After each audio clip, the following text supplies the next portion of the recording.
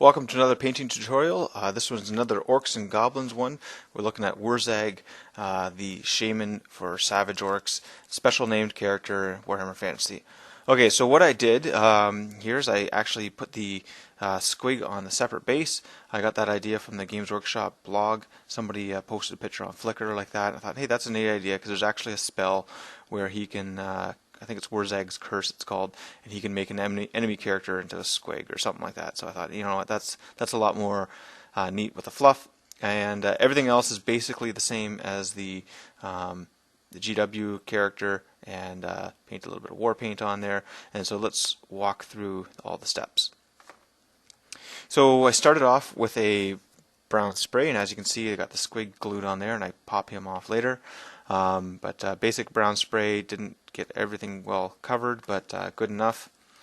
And here I am doing all the base coats. So I've got WAG green here for the base coat of that. I believe the inside of this, you know what, it was a different brown than I was thinking. I think that's XV88. The idea being I wanted a slightly different brown than everything else. And I've got some of the Stegodon scale green on the back there, and you can see there it is there.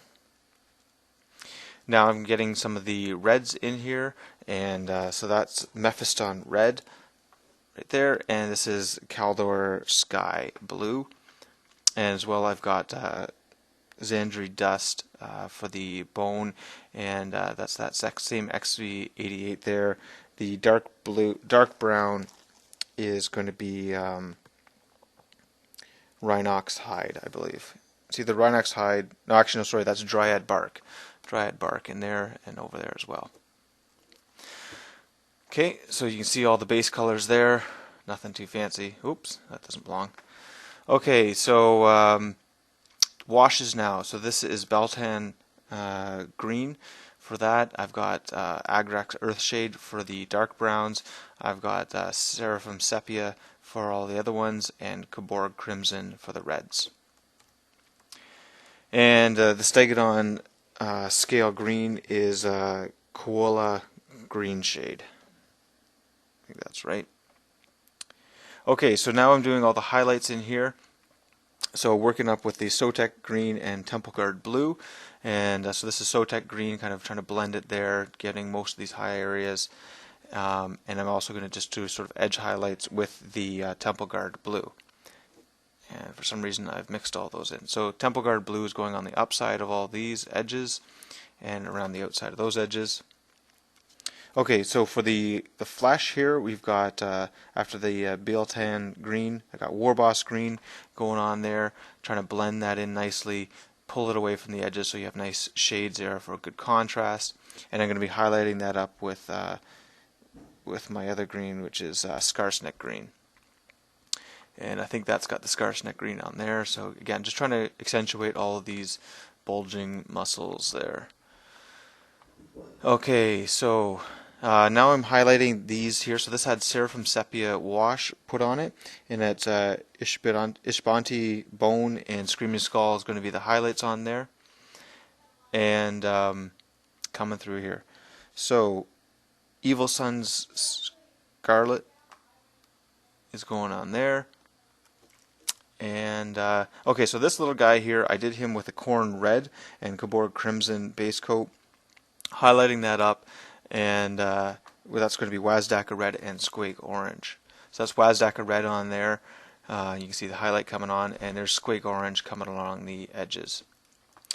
Okay, so now I've got all of the other areas highlighted. So this is those browns there, which was Gorthor brown and Baneblade brown. And this in here was those XV88 Tau-like Ochre and Ungor flesh. Okay, so the blue there was that Kaldor sky, and that had the Drakenhof Nightshade, Teclis blue, and Lorien blue for the highlights there. And I did the same highlights on those pieces of war paint there. There's not a lot of war paint on this guy. For the stone tool or stone sword there, I use Mechanis Standard Gray, Newland Oil, Dawnshade, and Administrium Gray. For these little fungus up there, I used some of the whites. I think I used just Uthian Gray and White Scar. Didn't really do a lot of detail on it. Some little red dots. And I think that about covers it. I used a couple of the middle end tufts there for the grass, and some of the slate from the basing kit on this guy just to raise them up a little bit. And I've been using Steel Legion Drab for the edges. And that's about it. So these guys are really fun characters for the tabletop, and can't wait to give them a try. This guy's pretty neat. He gives you can get your I think it's gives your Savage Orcs a 5+ ward save. I think that's right.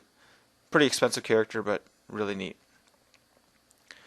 So yeah, that's this guy. Fun to paint up.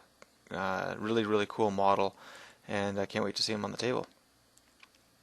Hope you enjoyed this tutorial. Be sure to check out my blog. It's like watching paintdry.blogspot.com. There'll be a link in the description below, and there'll be a list of all the paints I used on the blog shortly after this is posted.